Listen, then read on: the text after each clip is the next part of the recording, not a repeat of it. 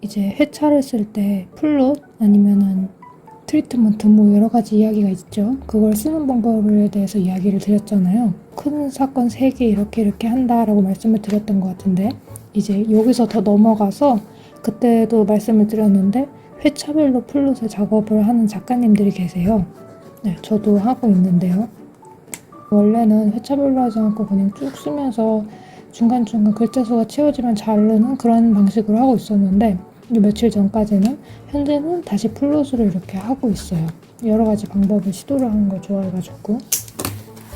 그래서 플롯을 한 거를 예를 들자면, 어차피 블러 처리가 돼 있을 텐데, 근데 이런 식으로 지금 네모칸이 이렇게 되어 있죠. 이쪽에도 이렇게 돼 있고요. 조그만하게 이런 식으로 이런 식으로 이렇게 네모칸이 되어 있어가지고 이 안에 무슨 내용이 들어가야 되는지 막 이렇게 되어 있어요. 여기 중간에 나눠지는 별 표시도 있고요. 이런 식으로 작업을 하는데, 그때도 말씀을 드렸지만 회차별로 플롯을 작성을 하고 작업을 하는 거랑 그렇지 않은 것, 이거 둘 중에 뭐가 정답이다, 어떤 게 낫다, 이런 건 절대 없다는 거 계속 말씀을 드리고 있죠. 이거는 그냥 작가님의 스타일, 성향에 관한 문제라서 이걸 꼭 써야 한다 이렇게는 말씀드리지 않고 있어요. 쓰지 않는 게 맞는 분도 계시기 때문에. 근데 저는 지금 이걸 현재 쓰고 있는데, 만약 본인이 이렇게 회차별로 플롯을 쓰는 사람이다, 작가다 라고 하면은 제가 드리고 싶은 말씀이, 이제 지망생분들 같은 경우에는 여러 가지 방법을 시도를 하는 걸 추천드리고 있어요. 그러니까 지망생분들도 이제 아무것도 모르는 상태에서 이렇게 회차별로 이렇게 작업을 하는 거를 시도를 해보시겠죠. 네, 그런 지망생분들에게 제가 이거를 하는 방법을 좀 더 디테일하게 말씀드리자면 그냥 간단해요.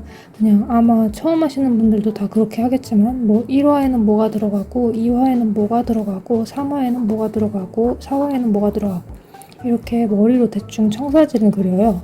저 같은 경우에는 이거를 10화 단위로 하고 있는데, 여기서 한 가지 제 개인적인 생각을 말씀드리자면, 이거를 너무 길게 하는 건 좋지 않다고 생각을 해요. 여기서 말하는 길게 한다라는 뜻은 뭐 대충 이걸로만 완결까지 간다거나 아니면 이걸로만 한 30화를 쓴다거나 이런 식으로. 왜냐면은 이거를 짜는데 매몰될 수 있기 때문이에요. 모든, 제가 계속 말씀드렸지만 제일 중요한 거는 작품을 쓰는 거기 때문에 이런 연습 과정보다 쓰는 게 더 중요하거든요. 근데 연습을 이거를 하다 보면은 이야기 짜는데 너무 재밌어가지고 그것만 짜놓고 정작 작업에 들어가지 않는, 이거 짜는데 시간을 너무 많이 사용하는 그런 상황이 벌어질 수 있어요. 그리고 이게 너무 길어지면, 이게 한 80개가 있다고 하면은 이제 쓰기 싫어질 수도 있어요. 네, 그래서 저는 이거를 딱 8화에서 10화 이 정도까지, 보통 10화 정도 하는데 이 정도까지만 하고 이걸 다 쓰고 다시 뒤에 거 쓰고 이런 식으로 하고 있어요. 그럼 그 뒤에 내용은 어떻게 하나요? 이어지게 써야 되지 않나요? 라고 말씀을 하실 수 있는데, 그거는 걱정을 안 해도 되는 게, 다른 플롯 영상에서도 말씀드렸지만 이렇게 3가지 사건을 이렇게 쓰는 거 있었죠. 이게 있기 때문에 저는 웬만해서는 이야기가 이탈을 하지 않아요. 네, 그래서 이거를 참고를 해서 그때그때 10화를 쓰고 다시 채우고 이런 식으로 하고 있어요, 현재는. 근데 여기서 한 가지 더 말씀드리자면, 1화부터 대충 10화까지 한다고 했을 때, 뭐 여기에는 뭐 남자 주인공이 등장해서 뭐 어떤 사건이 벌어지고, 여기서는 뭐 그 사건의 뭔가 설명을 다루고, 여기서는 뭘 하고 여기서는 뭘 하고 이런 식으로 그냥 짜면 되는데, 솔직히 이거는 지망생분들도 쉽게 할 수 있어요.